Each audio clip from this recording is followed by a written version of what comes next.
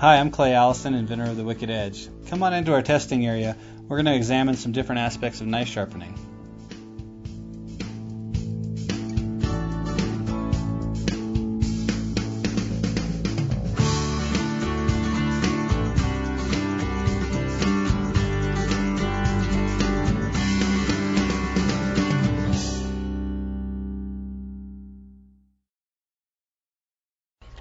I'm just finishing up this chef's knife here.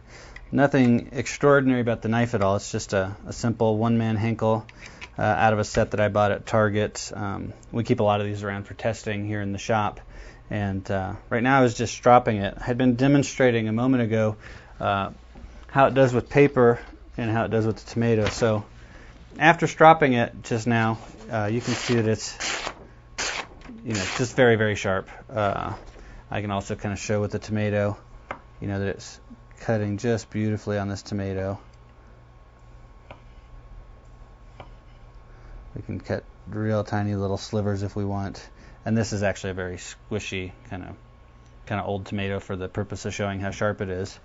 And what I want to do today in this video is just walk through the steps of taking a knife from dull to very sharp on the Wicked Edge. I know a lot of you are going to cringe looking at this. This is just a standard bastard file, and I'm just going to wreck the edge of this poor knife with it. And it's gone from, I believe, being really sharp to, I imagine now, kind of pitiful. But we'll take a look. I mean, it's just not going to do the paper at all. I think I really did some good damage to it with the file. And then I'm going to mount it in our clamp. And I use this key, it's called the depth key, and I insert it into the clamp here. And what it's going to do for me is it's going to control how deep into the clamp the knife goes. And the reason that's important is because when I go to touch up the knife again, like in this instance, I don't really want to recreate the whole entire bevel and take extra metal.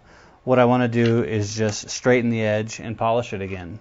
So by controlling the position, I control all the elements of the geometry involved in sharpening, and that makes sure that I'm doing the minimal amount of damage to the blade as I take metal off the bevel and then reshape it. So I'm going to start with our 100 grit stones. These are our coarse stones that come with the basic kit, the red handles. And I'm just going to use a simple motion. I can go like this up and away, or I can pull back into the blade. In fact, I can really go in any number of directions. A lot of times you'll see me on our videos doing a motion like this, and the reason is just for safety. But if you have a preference, you can go in either direction. So here I am coming into the blade.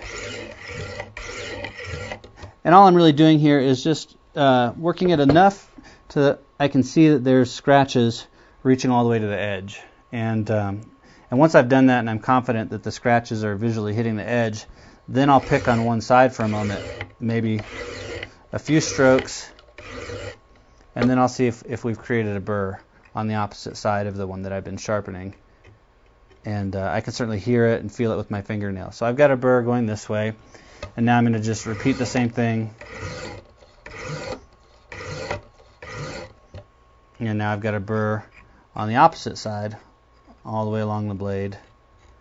So I know that now whatever damage I had done with the file to the knife and flattening out the actual edge, that's been erased. I've got two bevels now that meet in space at a nice fine point. So I can switch grits on the stones. I'm going to switch over here to the 200 grit orange handled stones, and I'm just going to start the process of polishing the edge and wearing away that little wire edge. So I just switch back and forth. A few strokes, and it's just like sanding wood. This grit's a little finer than the grit I just used before, and what I'm doing is I'm replacing and smoothing the scratches from the previous grit with the next one.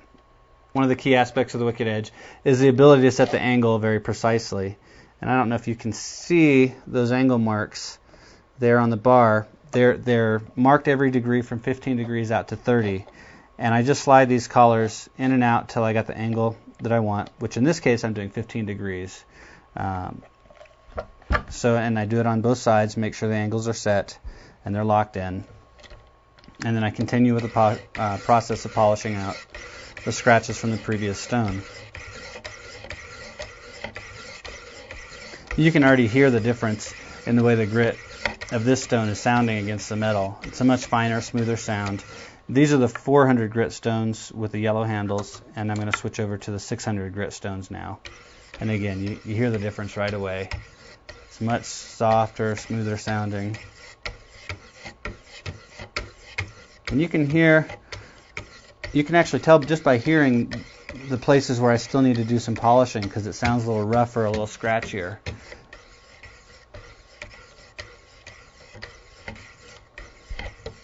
And I'm going to slide these off. At this point, the knife has already got a fantastic working edge. It's easily catching on my thumbnail there. It's incredibly sharp, and that's what comes with the basic kit and the Wicked Edge. The next set of stones that we offer as an accessory are these. They're the 800 and 1000 grit. The blue is 800 and the purple is 1000. And a lot of people go for these stones. What they do is just continue to refine the edge and to smooth it out.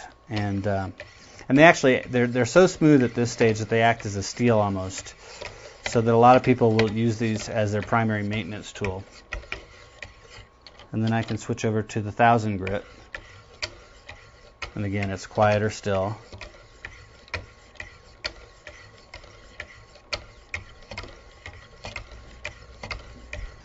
When I'm switching over to the strops, I always clean the edge off. I want to get rid of any metal filings that are left over from the stones so that they don't contaminate the strops when I use them.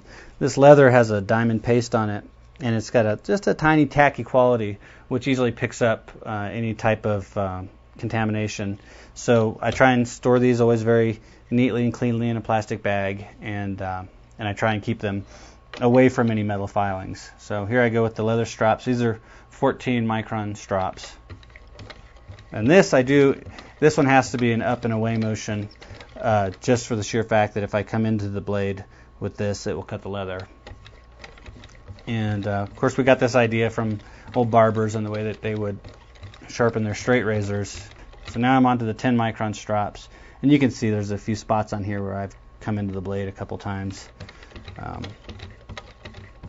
So these aren't pretty, they're just my working set that I use here in the shop every day.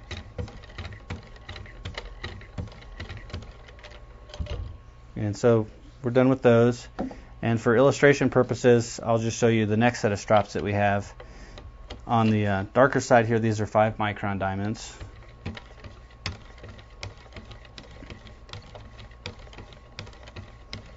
And then on the lighter side, they're 3.5.